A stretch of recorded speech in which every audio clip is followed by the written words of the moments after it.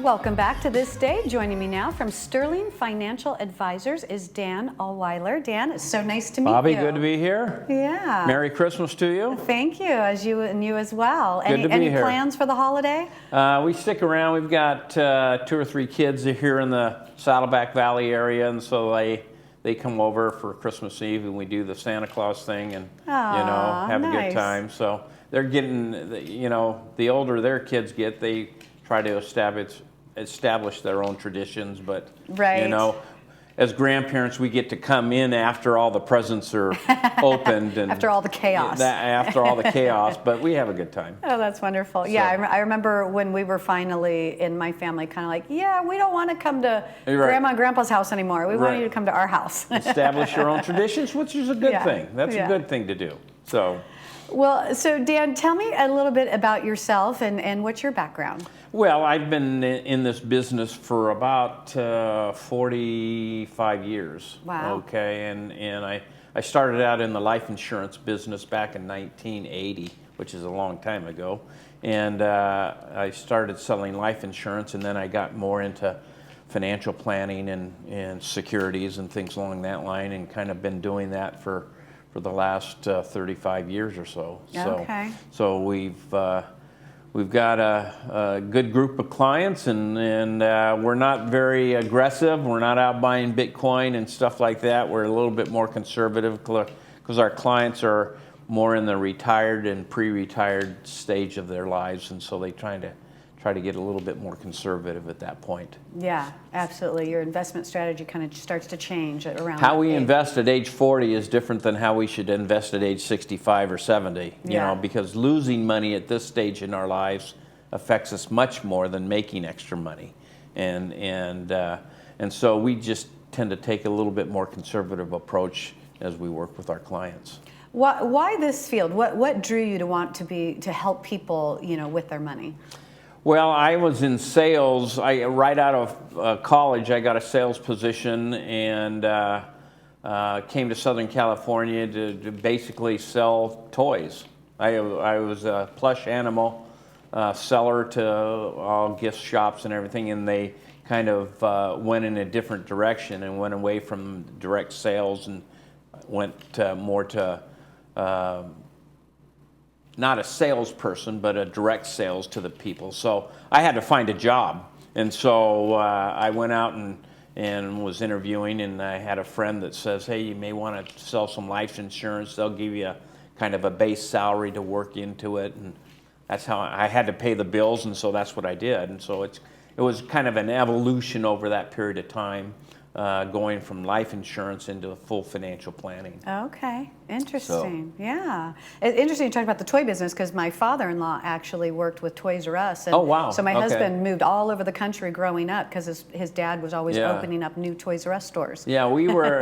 It was a little plush animal business that they wanted to get into Southern California, so I was visiting all the Hallmark stores and all the gift shops and everything that might sell plush animals, and that's kind of what I did for probably 18 months, and then they downsized and went direct sales, so I had to find something that will pay the bills. Yeah. And luckily I got into the life insurance business, and the rest is history. Yeah. Yeah. So. Oh, good. So tell me about the topic for today. That you would like to help people with. Sometimes an investment that lost value can still actually do some good. Well, this is more along the line of what we call tax loss harvesting. At the end of the year, we start thinking about our taxes and everything, and tax loss harvesting is basically selling an asset that hasn't performed very well or has actually lost money in order to generate tax losses for your tax return for this year. This doesn't apply to IRAs or 401ks or anything, because that doesn't take into account losses until you take money out. But in the after-tax accounts, brokerage accounts, those types of things, you can maybe sell an asset that's not performing very well or has actually lost money in order to offset any gains from other investments. And so what you're trying to do is you're not selling for income, but you're selling for tax losses to offset other assets that might have done well. And so at the end of the year, I can look at my portfolio and say, hey, these are accounts that I've lost some money on, but here are some other accounts that I've made money on. Maybe I want to take advantage of the growth and offset it with some tax losses. And so tax loss harvesting is more for future things that you might need to offset any gains. Okay.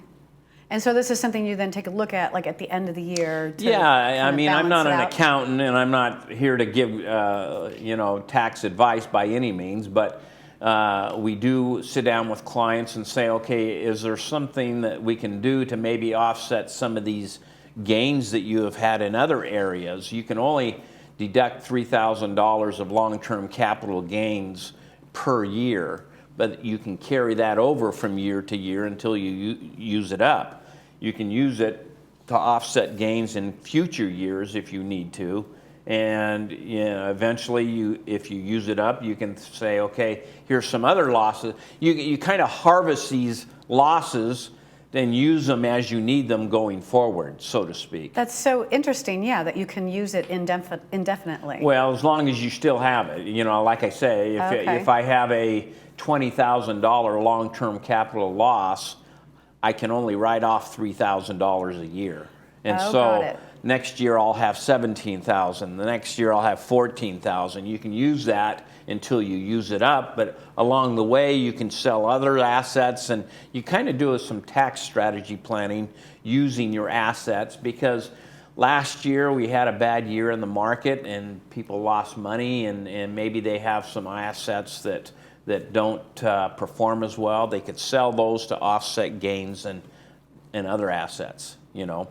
One thing you do need to remember is something called the wash rule, meaning that if you sell an asset at a loss, or let's say a stock or a mutual fund, the IRS says in order to be able to take advantage of that loss, you can't purchase that asset within 30 days. So if let's say, and I'm not saying Google is bad, but if I had a Google stock and it lost money and I sold it, I can't buy Google again for 30 days and have that loss. I can get Amazon, which is another something similar, but I can't get Google. And just because I sell it in my after-tax account, my brokerage account, I can't buy it within my IRA. If you have possession of that stock within 30 days, it kind of negates the loss you've been able to create. Okay. So there's some planning that you need to do in order to do that. If you buy one technology stock and have a loss, you can buy another technology stock similar to that, but you can't get the same asset and have that within 30 days. Okay. That's definitely good to know, definitely good to look at. Do you need to consider like short-term versus long-term gains and losses? Well, short-term and long-term gains are treated differently. The short-term gains, that's treated as ordinary income. Long-term gains have a different tax bracket that they're using. 15% generally. I think it's up to $450,000 is 15%, and anything over that, it kind of, there's a sliding scale on that. Again, I'm not an accountant, but I have enough to get me in trouble, But how do you decide which investments to sell to realize the losses? Well, a lot of it depends upon what we're trying to do, okay? A lot of times if we're moving into retirement and we've had a lot of gains and we can take advantage of some losses now because the market is down, that would be a good thing to consider.